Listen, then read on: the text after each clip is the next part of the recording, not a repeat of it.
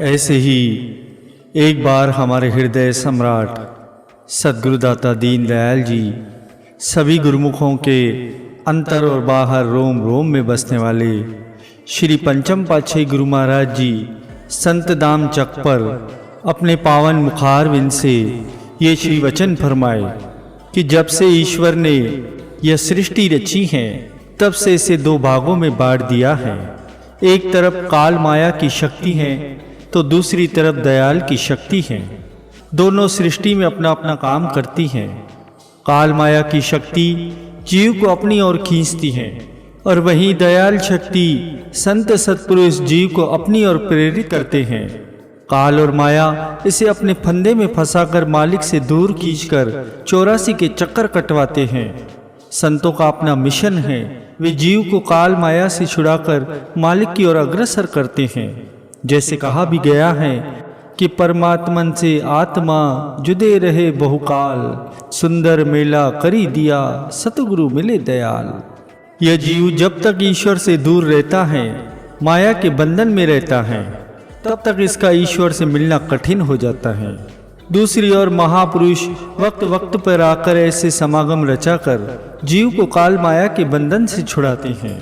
मंदिरों का निर्माण इसीलिए करवाते हैं ताकि जीव की सुरती जो माया की ओर है वह वहां से हट सके। आम दुनियादार लोग इसी में ही गलतान रहना चाहते हैं, वे इससे बाहर नहीं निकल सकते। जिन जीवों के पिछले पुण्य संस्कार होते हैं वे महापुरुषों की शरण में आकर धीरे धीरे भक्ति की ओर प्रवृत्त होते जाते हैं। ऐसे ही संस्कारी जीवों के ख्याल पुख्ता हो जाते हैं। जिनके ख्यालों में दृढ़ता और परिपक्वता आ जाती है उन्हें कोई भी ठेस नहीं पहुंचा सकता। अन्य जब तक नियम और साधन भक्ति की पहली मंजिल है। मनुष्य जन्म ही आखिरी स्टेज है, यह मालिक तक पहुंचने की सीढ़ी है। इसमें ऐसा संयोग बन गया है कि इसे संत महापुरुषों की चरण शरण प्राप्त हो गई है, भक्ति के नियम मिल गए हैं।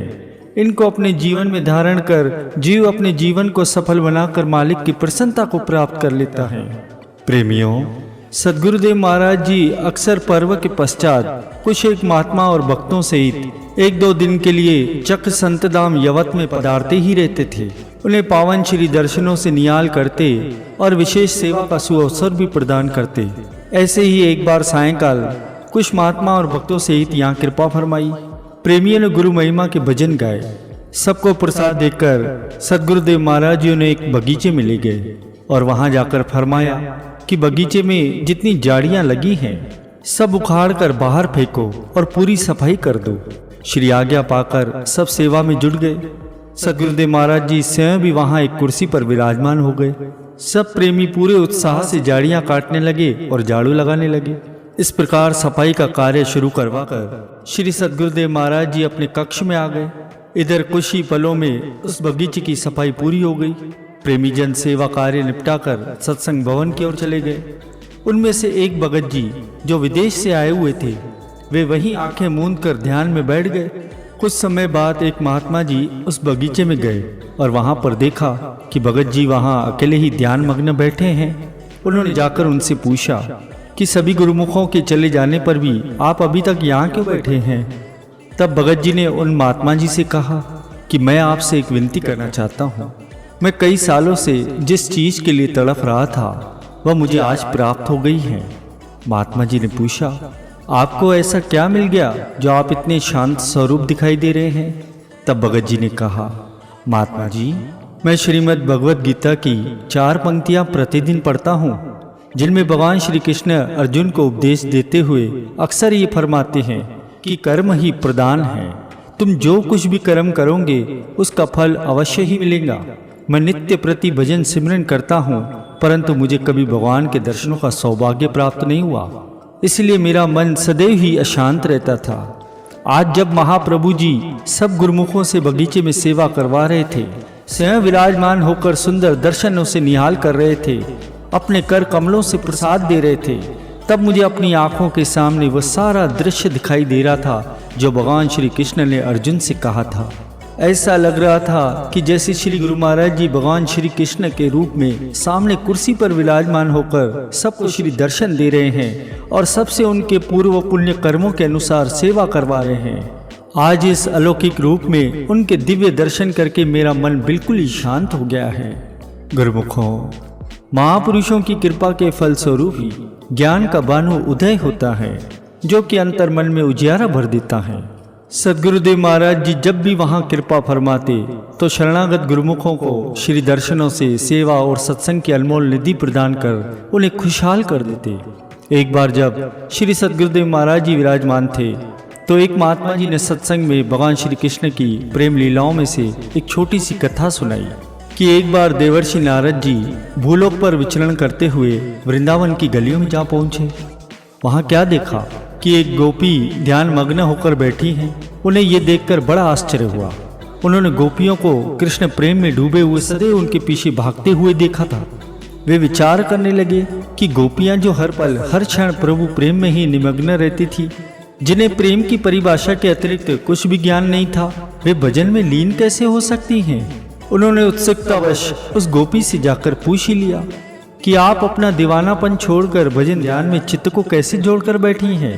गोपी उनको प्रणाम करते हुए अपनी व्यथा सुनाते हुए कहने लगी कि मैं यहाँ भगवान के ध्यान में नहीं बैठी हूँ, बल्कि मैं तो उस सलोने कृष्ण की अपने दिल में संजोई हुई यादों को बुलाने का प्रयास कर रही हूँ। परंतु कृष्ण तो मेरे हर रोम रोम में, हर रग रग में, हर कण कण में, दिल की हर धड़कन में ऐसे समाया हुआ है कि लाख प्रयत्न करने पर भी उसका ध्यान चित्त से नहीं भुलाता। अब तो मेरा किसी काम करने में भी मन नहीं लगता। बस 24 घंटे वही सांवरी मनमोहिनी सूरत आंखों में ही समाई रहती है। उनकी साकार माधुरी हरदम सम्मुख देखना चाहती हूँ, उसे न पाकर छटपटाती हूँ। हाँ, किसी प्रकार उसे बुला पाऊँ। यह सुनकर देवर्षि नारद मुनि जी बड़े आश्चर्य होकर कहने लगे कि जिस ध्यान को परिपक्व करने के लिए ऋषि मुनि योगी हजारों वर्ष तक कठिन तपस्या में लीन रहते हैं, तो भी यह ध्यान दृढ़ नहीं हो पाता, फिर उस ध्यान को तुम अपने चित्त से क्यों भुला देना चाहती हो। तब गोपी ने एक ठंडी सांस भरते हुए कहा कि यह हृदय मंदिर भगवान श्री कृष्ण का बन चुका है। इसमें उनका ध्यान इस तरह से परिपक्व हो चुका है कि वह हृदय से विलग ही नहीं हो सकता। मधुसूदन के अलावा कुछ भी नहीं बाता, मैं क्या करूं। अब सत्संग के बीच में ही श्री महाप्रभु जी मौज में आकर फरमाने लगे कि हर गुरुमुख प्रेमी के हृदय में अपने इष्ट देव का ध्यान इस प्रकार पुख्ता होना चाहिए कि प्रत्येक परिस्थिति में वह ध्यान अड़िग रहे। जब एक बार मन मंदिर में इष्ट देव अपने प्राणाधार की छवि का ध्यान एकाग्र हो जाए, वे हृदय में विराजमान हो जाए, तो फिर कभी वह स्थान रिक्त न हो। आप सबको भी उस गोपी की तरह ही इस ध्यान को दृढ़ता से अपने हृदय में बसाना है, ताकि अपने प्रियतम के अलावा कोई और ख्याल दिल में प्रवेश ही न कर पाए। दिल का हुजरा जो मालिक के लिए नित्य साफ करते हैं, कुल मालिक भी उन्हीं के दिल में सदा निवास करते हैं। इस प्रकार से श्री सद्गुरुदेव महाराज जी गुरुमुखों के हृदय में भक्ति के विचारों को उन्नत छिल कर उन्हें सुखी जीवन व्यतीत करने की प्रेरणा देते। समय समय पर कई बार यहाँ कृपा फरमाकर श्री दर्शनों से सेवा सत्संग की अमृत धारा में मजन करवाकर प्रेमियों को निहाल किया।